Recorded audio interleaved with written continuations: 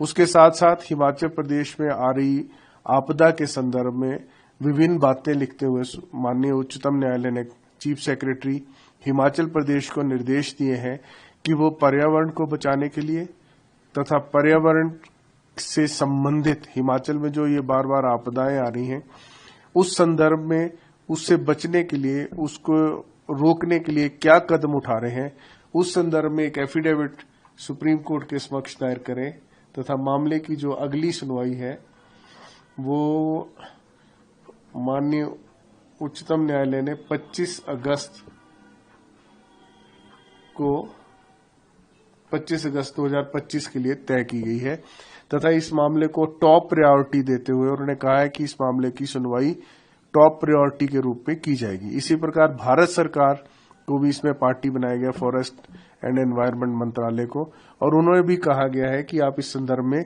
कुछ विशेष कदम जो उठाने की आवश्यकता है उसके संदर्भ में माननीय उच्चतम न्यायालय में एफिडेविट दायर करें।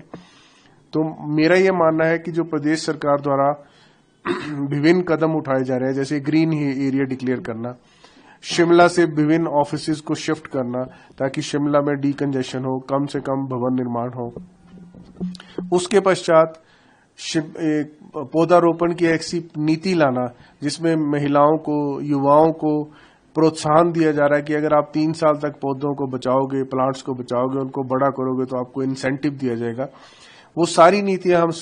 उन माननीय उच्चतम न्यायालय के समक्ष रखेंगे तथा जो भी एनवायरनमेंट फ्रेंडली कदम प्रदेश द्वारा उठाए जा रहे हैं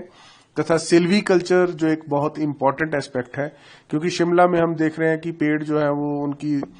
लाइफ जो है वो 100 साल से ऊपर हो चुकी है, कई पेड़ जो 150 साल से ऊपर हो चुके हैं, वो इतने बड़े हो गए हैं कि वो अपने भार के तले गिर जा रहे हैं और जिससे बहुत डैमेज हो रही है। पिछले 2023 में जो आपदा आई थी उसमें भी मैक्सिमम पेड़, जो अधिकतम पेड़ गिरे थे वो वही गिरे थे जो बहुत पुराने हो चुके थे और वो अपने वजन की वजह से, अपने भार की वजह से उन्होंने हिल स्लाइड हुआ था। तो उस सिल्वी कल्चर को भी हम उच्चतम न्यायालय के समक्ष रखेंगे, एक साइंटिफिक माध्यम से पूरा व्याख्या करके रखेंगे ताकि